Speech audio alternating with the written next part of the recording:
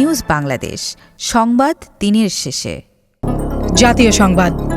বহুল আলোচিত বাংলাদেশ প্রকৌশলী বিশ্ববিদ্যালয় শিক্ষার্থী আবরার ফাহাদ হত্যা মামলায় বিচারিক আদালতের রায় বহাল রেখেছে হাইকোর্ট। ফলে ২০ জনের মৃত্যুদণ্ড ও ৫ জনের যাবজ্জীবন কারাদণ্ডের আদেশ বহাল থাকছে। আজ বিচারপতি এ.কে.এম. আসাদুজ্জামান ও বিচারপতি সৈয়দ এনায়েত হোসেনের হাইকোর্ট বেঞ্চ এ রায় ঘোষণা করেন। বুয়েটের শেরেবাংলা হলের ১০১১ নম্বর কক্ষে থাকতেন ইলেকট্রিক্যাল অ্যান্ড ইলেকট্রনিক ইঞ্জিনিয়ারিং বিভাগের দ্বিতীয় বর্ষের ছাত্র আবরার ফাহাদ। সেখান থেকে ডেকে নিয়ে ২০১৯ সালের ৬ অক্টোবর রাতে তাকে পিটিয়ে হত্যা করা হয়। ওই দিন দিবাগত রাত ৩টার দিকে হলের সিঁড়ির করিডোর থেকে তার মৃতদেহ উদ্ধার করা হয়। এ ঘটনায় আবরারের বাবা চকবাজার থানায় হত্যা মামলা করেন। মামলাটি তদন্ত করে বুয়েটের ২৫ শিক্ষার্থীর বিরুদ্ধে ২০১৯ সালের ১৩ নভেম্বর আদালতে অভিযোগপত্র দেয় পুলিশ। বাংলাদেশের উন্নয়নে অবদান রাখতে চায় ইউরোপীয় ইউনিয়ন, এমনটা জানিয়ে প্রধান নির্বাচন কমিশনার এ.এম.এম. নাসির উদ্দিন বলেছেন, ইউএনডিপির সাথে কোঅর্ডিনেশন করে ইইউ আমাদের সাহায্য করবে। আজ সকালে আগারগাঁও নির্বাচন কমিশন সচিবালয়ে সিইসি নাসির উদ্দিনের সঙ্গে ইউরোপীয় ইউনিয়নের প্রতিনিধি দলের এই বৈঠক হয়। বৈঠকে ইউরোপীয় ইউনিয়নের রাষ্ট্রদূত মাইকেল মিলার সহ সংস্থাটির ৫ সদস্য অংশ নেন। রাজধানীর সরকারি ৭ কলেজ নিয়ে নতুন বিশ্ববিদ্যালয়ের নাম চূড়ান্ত হয়েছে। ঢাকা সেন্ট্রাল ইউনিভার্সিটি নামে এর কার্যক্রম পরিচালিত হবে। আজ রাজধানীর আগারগাঁওয়ে ইউজিসি ভবনে শিক্ষার্থীদের প্রতিনিধি দল নিয়ে অনুষ্ঠিত সভায় এই সিদ্ধান্ত নেওয়া হয়। এর আগে নতুন এই বিশ্ববিদ্যালয়ের নাম কী হবে এ নিয়ে প্রতিনিধি দলের শিক্ষার্থীদের মধ্যে দুটি মত আসে। তাদের মধ্যে ১৭ জন ঢাকা সেন্ট্রাল ইউনিভার্সিটির পক্ষে মত দেন, তবে অন্য শিক্ষার্থীরা এই নাম চান না। তারা বলছেন, ঢাকা কলেজের পূর্ব নাম ছিল ঢাকা সেন্ট্রাল কলেজ। তারা ফেডারেল ইউনিভার্সিটি নামের পক্ষে মত দেন। পরে ইউজিসি তাদের নিজেদের মধ্যে আলোচনা করে সিদ্ধান্ত নিতে বলেন। পরে তারা আলোচনা করে একটি নামের পক্ষে নিজেদের মত দেন।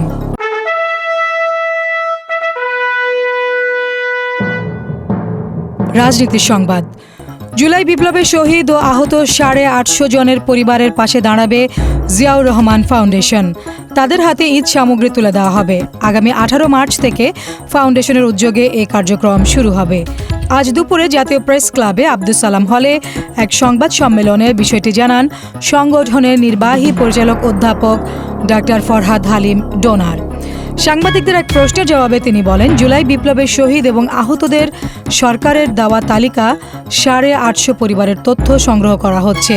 এসব পরিবারকে ঈদ সামগ্রী দেওয়া হবে।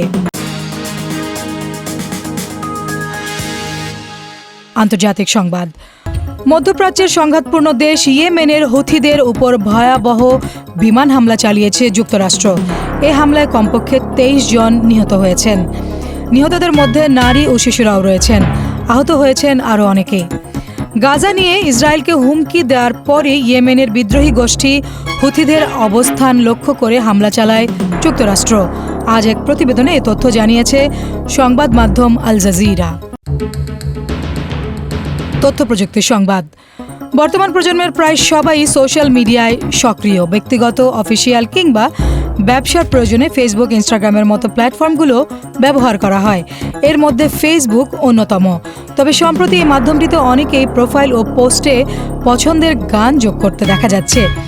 ফেসবুক ব্যবহারকারীরা সহজেই নিজেদের প্রোফাইল ও পোস্টে পছন্দের গানের সংক্ষিপ্ত ক্লিপ যোগ করতে পারেন। ফলে অন্য কেউ আপনার প্রোফাইলে প্রবেশ করলে বা পোস্ট দেখার সময় আপনার পছন্দের এই গান শুনতে পাবেন। খেলার সংবাদ। মাথা ভর্তি ঝাঁকড়া চুল, এ কারণেই হয়তো একটু আলাদাভাবে সবার নজরে পড়েন। ফুটবল মাঠে নিজ দলের মিডফিল্ড সামলান ২৭ বসন্তে পা রাখা ৫ ফুট ১০ ইঞ্চি উচ্চতার ছেলেটি। ডিফেন্সিভ মিডফিল্ডার হিসেবে মাঠ মাতান তিনি। খেলেন ইংলিশ চ্যাম্পিয়নশিপের শেফিল্ড ইউনাইটেডের হয়ে। বলছি বাংলাদেশি বংশোদ্ভূত ফুটবলার হামজা দেওয়ান চৌধুরীর কথা। যতই ঘড়ির কাঁটা ঘুরছে ততই ঘনিয়ে আসছে হামজা চৌধুরীর বাংলাদেশের হয়ে মাঠে নামার সময়।